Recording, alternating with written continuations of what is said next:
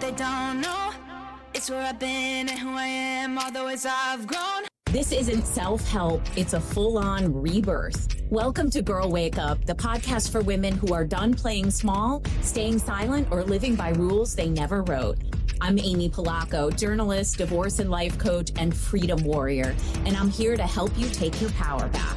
Because the system isn't going to save us. We need to save ourselves. So grab your coffee, your courage, and maybe a few curse words. It's time to wake up. Welcome to Girl Wake Up, everybody. Today, we're talking about one of the most exhausting realities after divorce, trying to co-parent with a narcissist. Because when the relationship ends, the control doesn't always end with it. For many women, the kids become the new battleground through schedules, school decisions, medical issues. Ask me how I know I ended up in post-divorce litigation over the COVID vaccine. Money, messaging apps, and constant manufactured chaos. I am so thrilled to have my friend, Dr. Jaime Zuckerman here. She is an expert. She's here to help us understand what's really happening when co-parenting feels impossible, plus how you can protect your peace and your children. So welcome, Dr. Z. That's what everybody calls her, right?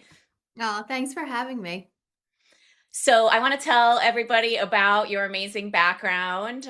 She is a licensed clinical psychologist, author, and nationally recognized expert in narcissistic abuse. She's been featured across numerous print and digital media outlets, is a frequent contributor to local and national television news. And she and I always talk about Philly because I used to be a TV reporter for KYW. So I always see you on the local Philly stations where she lives.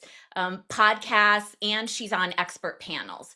She is the founder of the Z Group, a private therapy practice specializing in complex relationship dynamics, anxiety, and depression.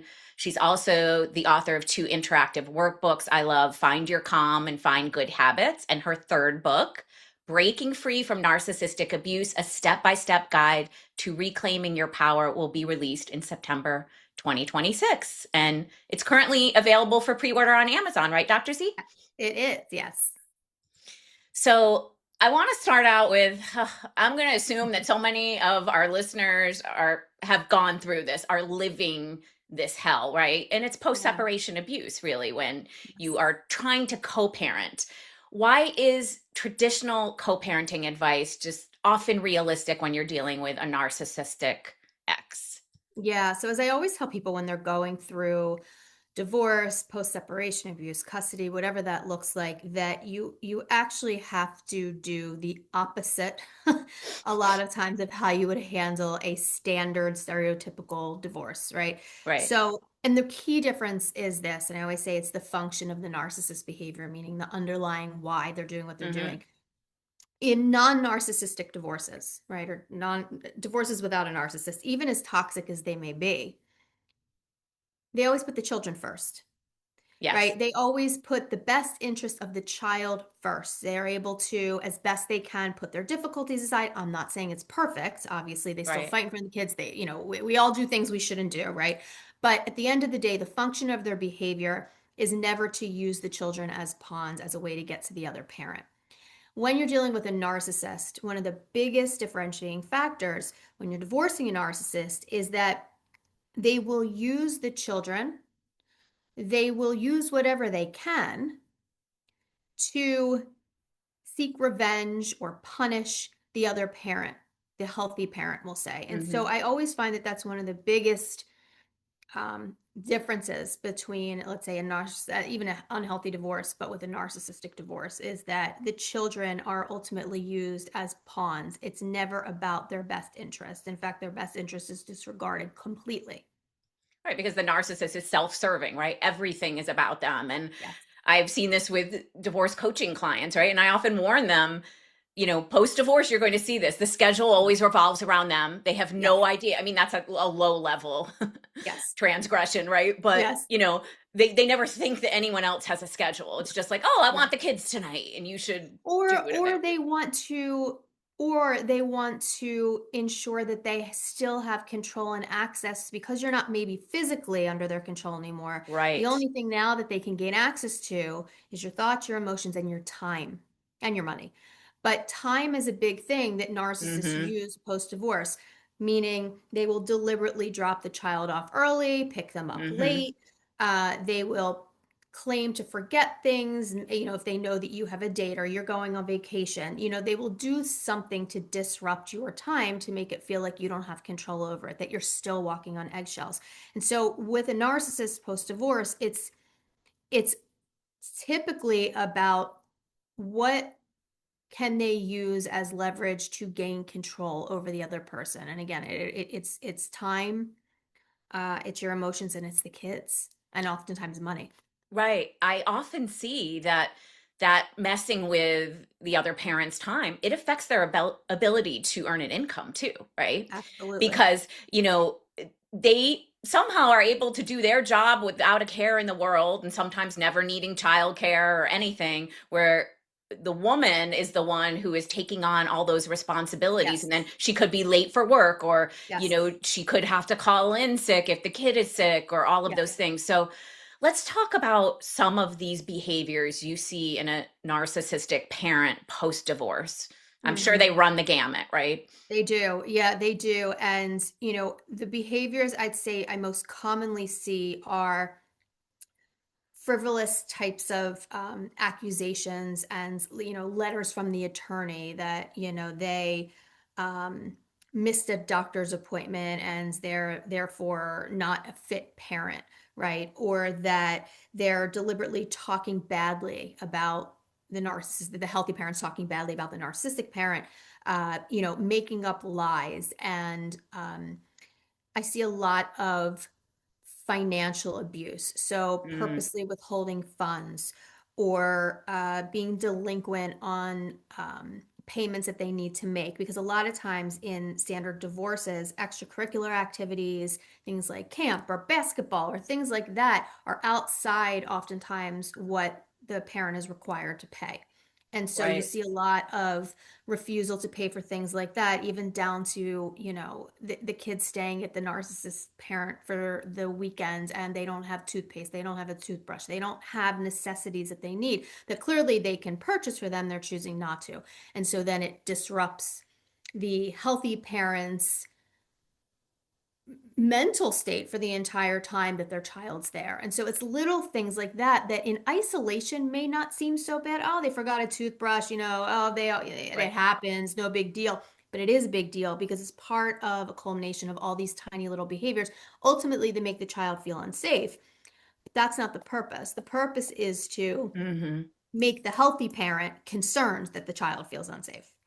Right, exactly. And to establish or reestablish or continue that coercive control, right? I had a Exactly. client, I'm in Connecticut, as you know, but I had a client in New York who had an ex-husband who would not buy pajamas and underwear. And he Mm-hmm. swore, well, that's covered by See that child all the support. time. So, right. And so it's so ridiculous that you're putting the kids through this. They have to bring Correct. underwear with them. I Correct. mean, and two things on Correct. the money. I've seen more and more, and I really advise this, that parents have a joint account for activity fees that they both are required per the divorce decree to put money into, right? Yes. Because what happened for years and years, and ask me how I know, I've lived through, tons of battles over this myself, is that we as the moms end up paying it, and then we have to Correct. chase for reimbursement, and that's a Correct. whole game. That Correct. is a Correct. whole game. But they want you to chase because again, that's Exactly. your time. It's Anything power, that right? drains your time gives them exactly like you said, that control and that power, but in ways that are not directly um, they're subtle. Not the behavior of chasing them down is subtle, but the underlying purpose of it is subtle. It's not just a Exactly. refusal to pay. It's I'm going to consume your thoughts. The vehicle I'm using is just not paying. Exactly. And really quickly, I had that situation. My decree said we had to pay 50-50 work related childcare. And I had a business where I had to do some nighttime presentations. And just all of a sudden, my ex husband stopped paying the babysitting. And the attorney said, let it tick up, right? Yep. Well, after he served me with contempt for vaccinating my son because he refused to go to mediation over it and all of that, I said, all right, game on. I want money for the babysitting and all of that. And the amount of time I will never forget. And that's why I try so hard to protect my clients and make their agreements, even though I'm not an attorney, I like to look them over as airtight as Absolutely. possible, right? Listen, yep, Because always. I don't want them to go through what Correct. I went through. But Correct. hours and hours, I had to take photos from my camera roll, Yes. timestamp them with Yes. Facebook posts of events I was at to prove, because they were Yeah. trying to say I wasn't at work events. Yes. So, Yeah. I mean, it was this high, the Yeah. documentation. Then I had to pay Yeah. thousands for Correct. the attorney and paralegal to go through Correct. all the documentation. And So, truth be told, it probably had nothing to do with you being a work event or not.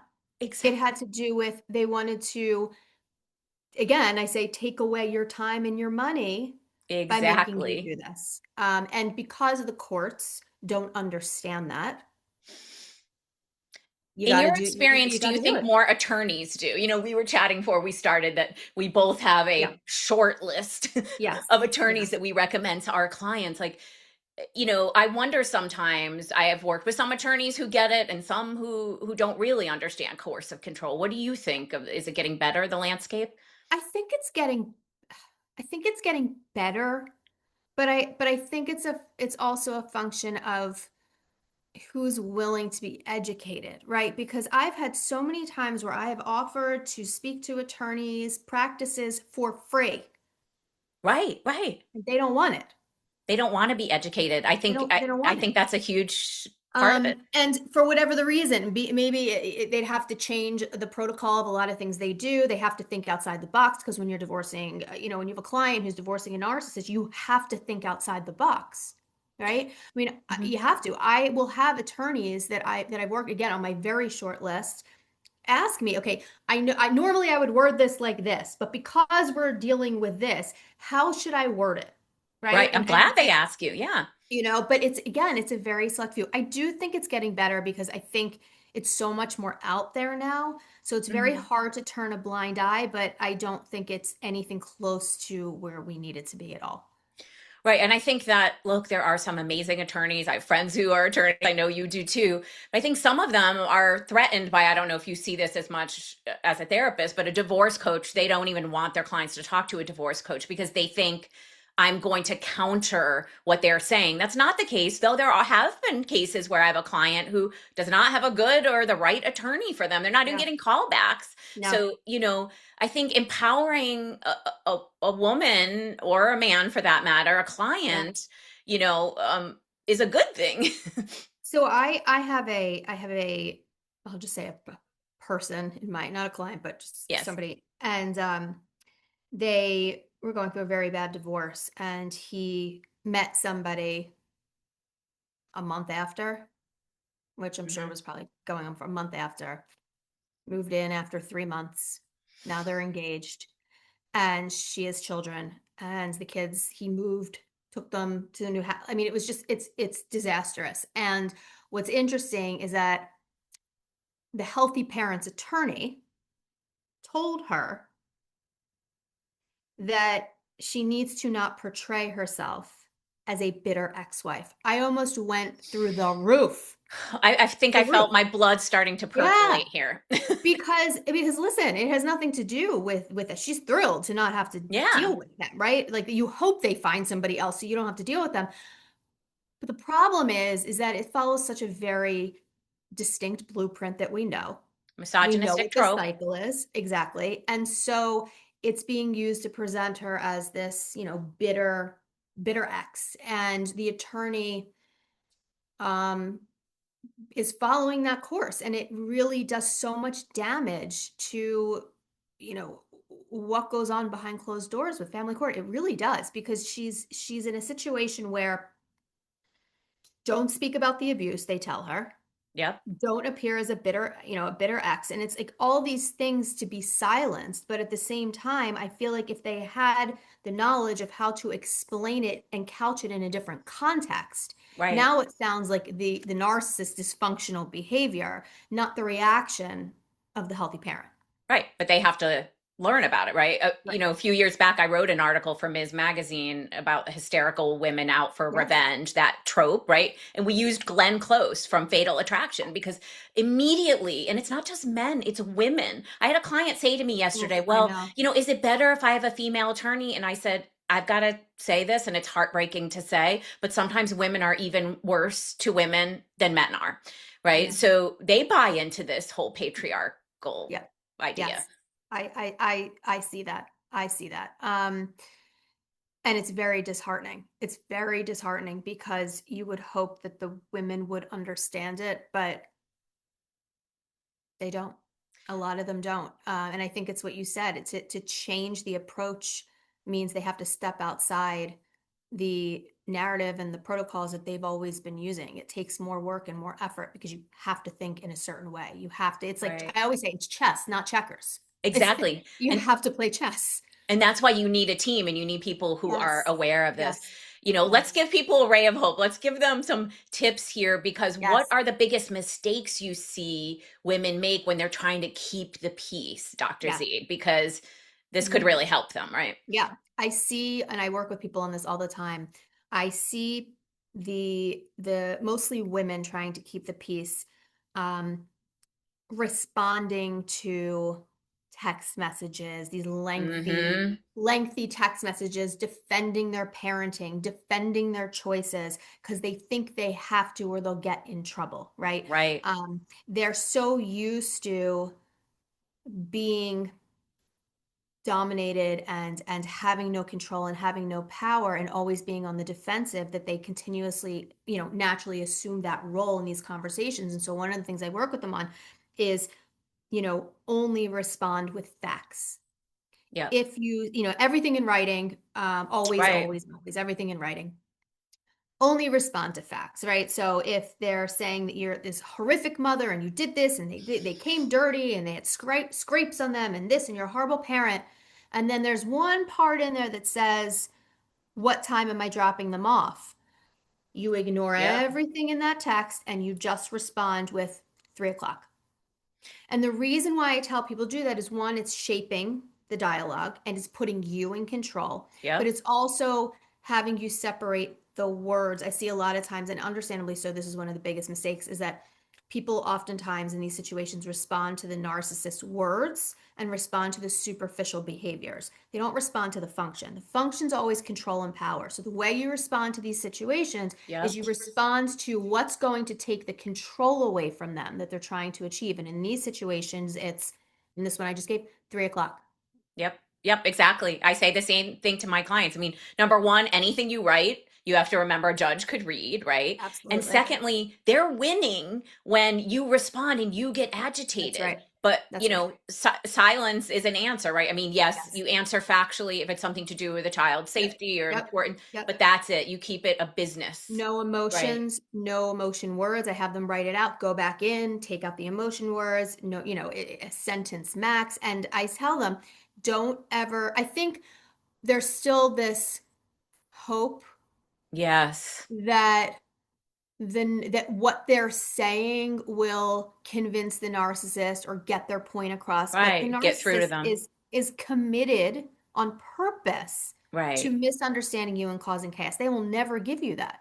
Right. And so you Exactly. have to figure out how to take control back. And I think that's the biggest thing that I see people doing is responding to the words and the behaviors rather than the Yeah, need to what take their what control other back. boundaries can you set, right? A lot of times I'm evaluating with a woman either going through divorce or it could be post-divorce, when does it rise to the level of going back to court? Because we know court is not fun. It does not always work in your favor. Yeah. So it's so hard because I often say when you give a narcissist an inch, they take 100 miles, right? Yeah. We know Yeah. that.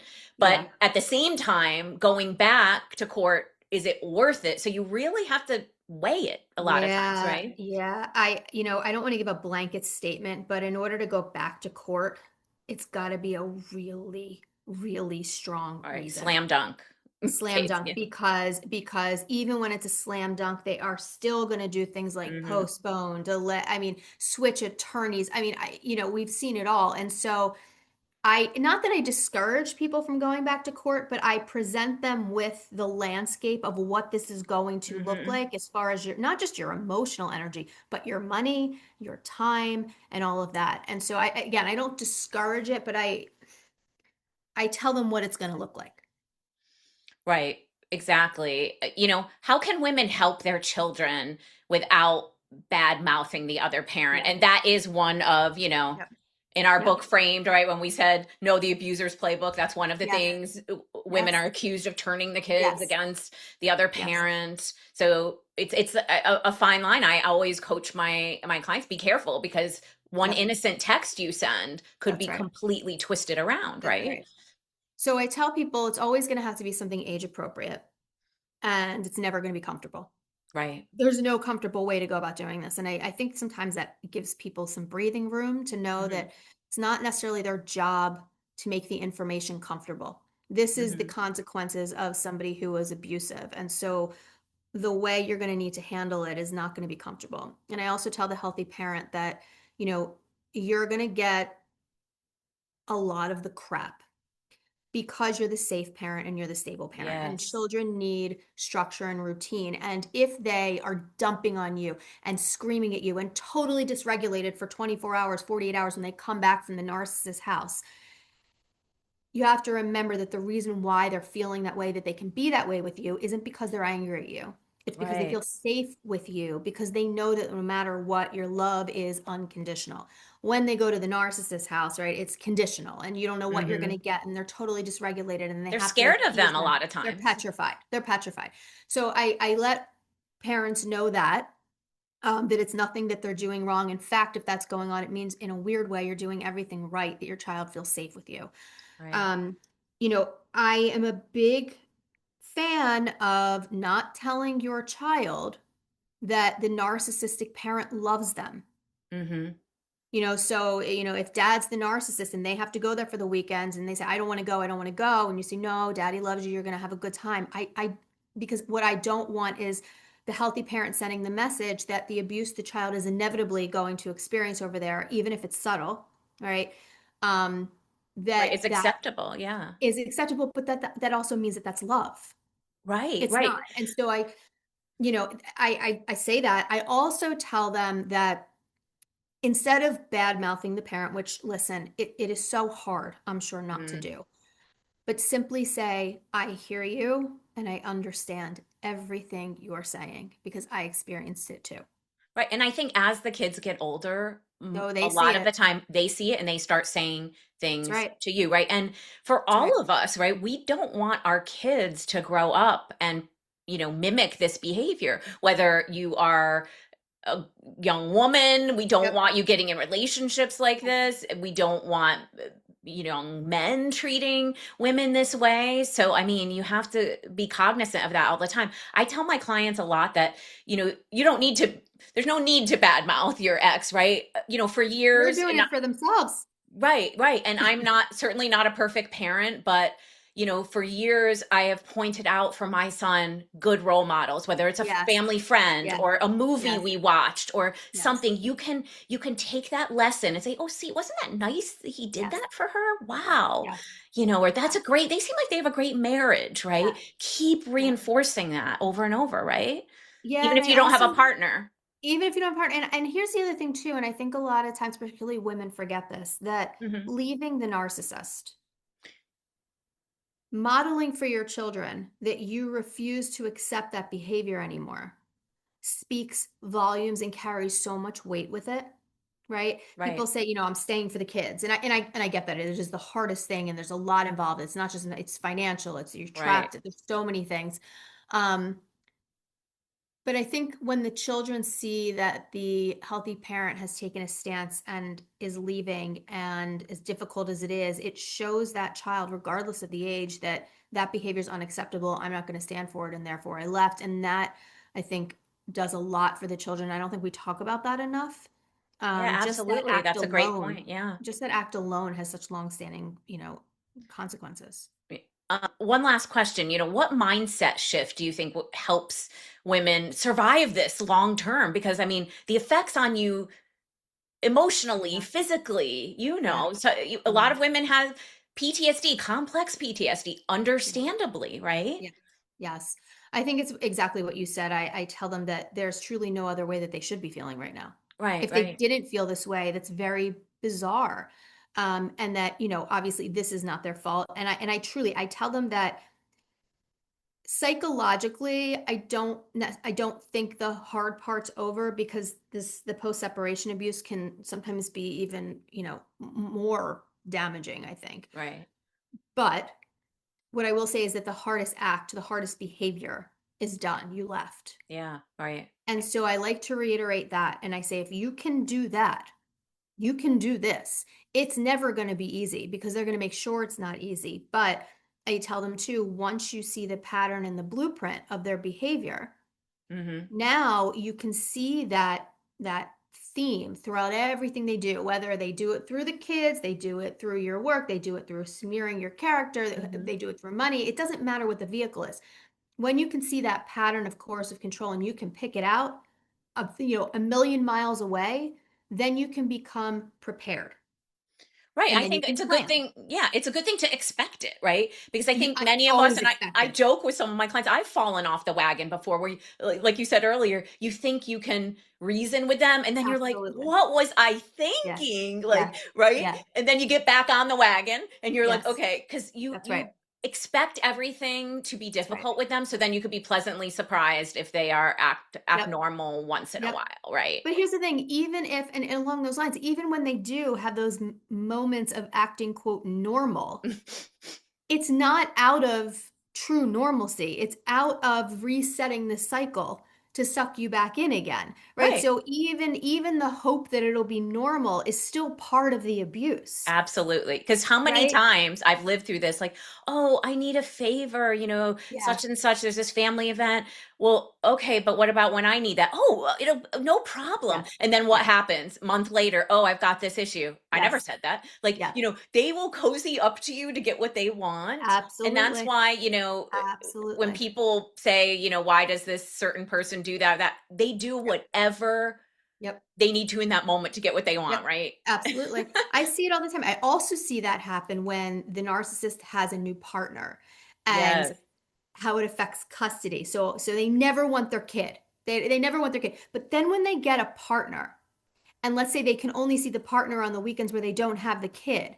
Now all of a sudden they want to make sure I can't see him this weekend, so I want to make sure I see them this week. Can you switch with me? And you're like, Yeah. so Yeah. I tell the healthy parent, if the request is based out of control and power, you do not say yes.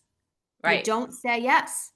And you're going to get backlash and all that, but the saying yes is a very important, or the saying no is a very important boundary because it has Right. nothing to do with wanting to see the child. If it did, that's different, but it has to do with control and, serving their best interest. I see that a lot when a new partner comes into the picture. Absolutely. So I want to move on to the segment I have, Truth or Yes, Trap, Dr. Z, yes, because I think, the statement here relates to what we're talking about. It's a segment where I throw out a statement that's a common assumption, or maybe people say, and you're going to tell me if it's truth or trap. Okay. okay. The more flexible you are, the less conflict there will be. No, I disagree with that. Right. That's a trap, No, right? definitely not. That is a trap. The more flexible you are, the less conflict there'll be. Is that what you said? Yeah. Yeah, I think what that means is that, I mean, okay, let me say this. Generally speaking, the more cognitive flexibility we have, the more fulfilled life we have, right? The Right. less anxiety and depression. But in the context of narcissistic abuse, the more flexible you're asked to be is just another way to manipulate you and your time and put the accountability of being, quote, difficult on you. So in Exactly. that context, I disagree with that. Yeah, for sure. Exactly. Like we said, you give them a little bit and they will Exactly. take That's right. advantage of it. So you That's right. have to hold your ground. Doesn't mean everything They has to be World War III, but you have to no, have the they boundaries we talked about. they frame it as flexibility as a way to get what they need. But when you say that you can't, now all of a sudden you're confrontational. And that's just control right there. Right. Exactly. All right, I've got a listener letter from Okay. someone in my support group. She said, "Dear Amy and Dr. Zuckerman, I've been divorced for almost 2 years, and everyone keeps telling me that things should be settled by now. But co parenting with my ex still feels like a full time job. He questions every decision, changes plans at the last minute, sends hostile messages through the parenting app, and then acts like I'm the difficult one when I try to set boundaries. The hardest part is that my kids seem okay on the outside, so I worry no one understands how stressful this really is. Am I overreacting, or is this just what co-parenting with a narcissist looks like?" Michelle. So, you know what's crazy? I'll just say this really quickly. We could, you could read that letter, and that could be every single parent that I work with. Right, Is right. it's mind blowing. It's And the textbook. clients I work with too, right? Yep, yep, Absolutely. it's textbook. So no, number one, no, you're not overreacting. Everything you're experiencing is completely accurate and valid, and I don't even need to know the situation to be able to say that. Right, right, I mean, right. um, and I think yes, it is, and I hate saying this, but yes, it's always going to be this difficult, but it doesn't have to be. It doesn't have to consume you as much, and I think having it be difficult doesn't need to equate to consumption of your time, Right, right? right. So I think it's more about how you're choosing to respond and the boundaries that you're setting that will make it much easier for you and less heavy. I won't say easy, less heavier on you. um Right. they, the boundaries in terms of how you text and what you text and when you text, and the limitations that you set for yourself, and acknowledging when you're not setting the boundaries out of fear and discomfort versus not setting the boundaries because it's not the right boundary. I think is something to pay attention to. But no, you're not overreacting. Yes, this is valid, and it is always going to be difficult. But like I said, it's not always going to feel this heavy. Right. And I think what helps a lot of women, not that you want to be consumed with doing this 24/7, but being part of support groups. Like I have a Oh, free Strong Savvy absolutely. Women Facebook group where some women are divorced and they'll give advice to those Absolutely. going through it. Like surround yourself with people Yep. who understand, because sometimes your Yeah. family and friends, as well meaning They as that, don't they get don't it. get it. No, they They don't. do, They they don't don't. get it. They Right. don't. And it can feel like abandonment from your family when they don't understand it. And Right. it's not because they're committed to misunderstanding you. It's because it is so complex and subtle and crazy making that to try to explain it doesn't make sense, because in isolation some of these behaviors alone out of context look benign. But when you put them in the context of all these other behaviors over Right. years, now it looks really abusive. Right. And And these so it's these hard. abusers can show up to the baseball game and look like a great guy. They're buying everybody ice Absolutely. cream, they're Yep. helping out. Like, and so She's the best mom, or he's the best dad. And yes, yeah, uh-huh, they're I so know. wonderful. They're So so yeah. great. You're so lucky. Thank you so much. Are there Oh, any it's my last words pleasure. you want to add? No, No, you're good. I think we no. covered a lot. How can people find you and your book? Yeah, so I post a ton of stuff on this on Instagram, Dr. Z Psychologist. And that's my handle for most social media, Dr. Z Psychologist or Dr. Jaime Zuckerman. And yeah, my book, Breaking Free from Narcissistic Abuse, is on Amazon. I have a link to it on my Instagram page, and you can pre-order it now. Yeah, I'll put a link in the show notes. Get the Thank you. book, everybody. She knows what she's talking about. Thank you so, so much. I Thank think you. And I do have a huge chunk in there on co-parenting and divorce and things like that, good. and financial abuse and legal abuse. So there's a lot of steps in there to help set the boundaries that you were Great. I talking think that's another thing that gets you through the day or the night, right? Like, I'm not alone. I'm not alone. No, oh, no, no, no. Yeah, no. Nope, not at All all. right. It feels like it, but you're far from alone. That's a great Yeah. place to end. Thank you so much, Thank you Dr. so Z. much. Bye, everybody.